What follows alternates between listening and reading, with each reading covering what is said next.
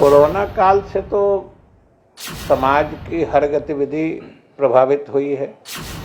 उसी में हमारे शिक्षण संस्थान भी हैं और अब धीरे धीरे गाड़ी पटरी पर लौट रही है कि जो भी हमारे शिक्षण संस्थान हैं, हमारी कोशिश और हमारा लक्ष्य तो वही है। नमस्कार, मेरा नाम आलोक है। आप लाइव स्ट्रीम देख रहे हैं। बिहार के नए शिक्षा मंत्री बने विजय चौधरी आज अपने विभाग पहुंचे, अपना पदभार ग्रहण किया और ऐसे में शिक्षा विभाग के प्रधान सचिव संजय कुमार ने पुस्तक देकर उनका स्वागत किया है। साथ में जितने अधिकारी थे शिक्षा विभाग के उन्होंने बुके देकर उनका स्वागत किया है। तस्वीरें आप देख भी रहे होंगे। ऐसे में जब हमने उनसे बातचीत की कि पिछला साल जो है वो कोरोना काल का रहा, काफ़ी संकट रही, हर अगर हम क्षेत्र को देखें तो उसमें गिरावट आई है, तो ऐसे में शिक्षा के स्तर को सुधारने के लिए बिहार में क्या कुछ किया जाएगा। तो उन्होंने कहा कि हम प्रयास करेंगे कि बच्चे जो हैं वो सरकारी शिक्षण संस्थान तक जाएं, वहां तक पहुंचे, शिक्षण संस्थानों की जो प्रतिष्ठा है वो और बढ़े और जल्द से जल्द विद्यालय खोले जाएं। तमाम जितने गाइडलाइंस हैं कोरोना के, उसे देखते हुए हम जल्द से जल्द इसको लेकर फैसला लेंगे। क्या कुछ कहे थे विजय चौधरी, जरा सुनिए। कि सरकारी नियमों के तहत या उन नियमों और उन जो हमारे प्रावधान हैं उनकी सीमा में जो उनकी अनुमान्यता है उसके लिए उनको न्यायालय नहीं जाना पड़े, ये हम लोग देखेंगे। सर, नियोजन न प्राइमरी स्टेज पे हो रहा है, न माध्यमिक पे हो रहा है और आप रिटायर्ड टीचर रख रहे हैं। ये बड़ा सवाल उठ रहा है सरकार पर भी कि आप जो बेरोजगार युवक हैं इसके लिए तो जरा हमको समझ लेने दीजिए।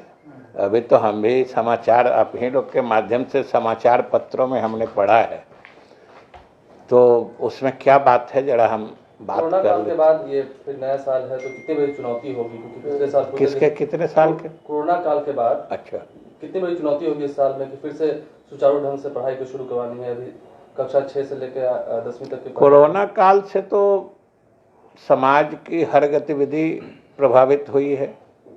उसी में हमारे शिक्षण संस्थान भी हैं और अब धीरे धीरे गाड़ी पटरी पर लौट रही है और हम लोगों की कोशिश होगी कि इसको शीघ्रातिशीघ्र पटरी पे लाके कोरोना प्रोटोकॉल का पालन करते हुए, क्योंकि हम बच्चों को शिक्षा जो बीच में एक ब्रेक उसमें टूट आ गई है उसको हम लोग फिर से चलाना चाहते हैं, लेकिन फिर कोरोना के रिस्क पे तो नहीं चलाएंगे।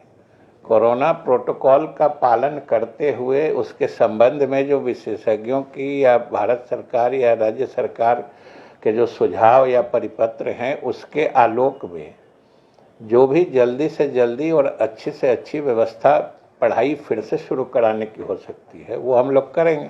ये तो आप सब लोग मानते होंगे कि बीच में जो लगातार विद्यालय बंद रहे या कोरोना के कारण जो हमारे शिक्षण संस्थान बंद रहे हैं तो पढ़ाई प्रभावित हुई है।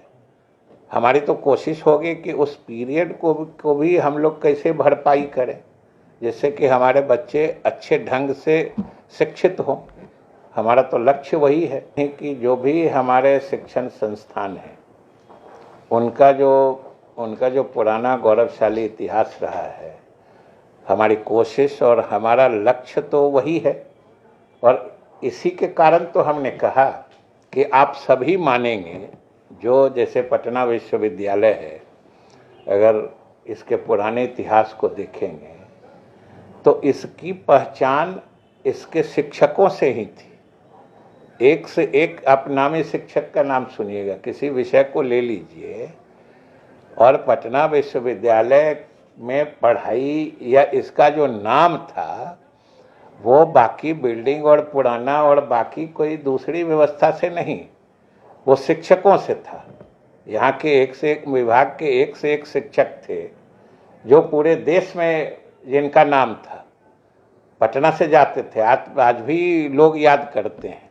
इसलिए हमारी कोशिश होगी कि अच्छे से अच्छे योग्य शिक्षक आए, क्योंकि जब तक शिक्षक भी योग्य नहीं होंगे तब तक पढ़ाई उस स्तर की नहीं हो पाती है।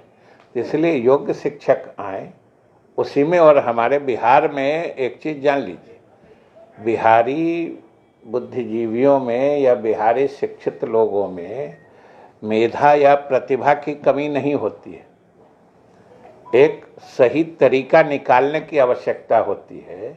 जब योग्य शिक्षक विश्वविद्यालयों में या महाविद्यालयों में या विद्यालयों में अध्यापन काम शुरू कर देंगे, स्वाभाविक रूप से शिक्षण संस्थानों की प्रतिष्ठा बढ़ेगी और हम अपनी खोई प्रतिष्ठा को वापस लाने की दिशा में बढ़ चलेंगे। तो आपने सुना तमाम बातों को लेकर उन्होंने अपने जवाब को रखा है, अपनी राय को रखा है और उन्होंने ये भी कहा है कि जो शिक्षक हैं सरकारी संस्थानों में वो अच्छे से काम करें, उनकी बहाली की जो प्रक्रिया लंबे समय से अटकी हुई है उस पर भी जल्द से जल्द जो फैसला है वो लिया जाएगा, आगे कार्रवाई की जाएगी और जल्द से जल्द बहाली की जो प्रक्रिया है उसे संपन्न किया जाएगा। बहरहाल आप लाइव देखते रहें, हमारे चैनल को सब्सक्राइब कर लें, साथ साथ फेसबुक पेज भी लाइक करें। आज विजय चौधरी शिक्षा विभाग के ऑफिस पहुँच तो गए हैं, अब देखते हैं बिहार में शिक्षा की स्थिति में और कितना सुधार आता है, क्या कुछ कार्य नए शिक्षा मंत्री के रूप में विजय चौधरी बिहार में करते हैं। धन्यवाद।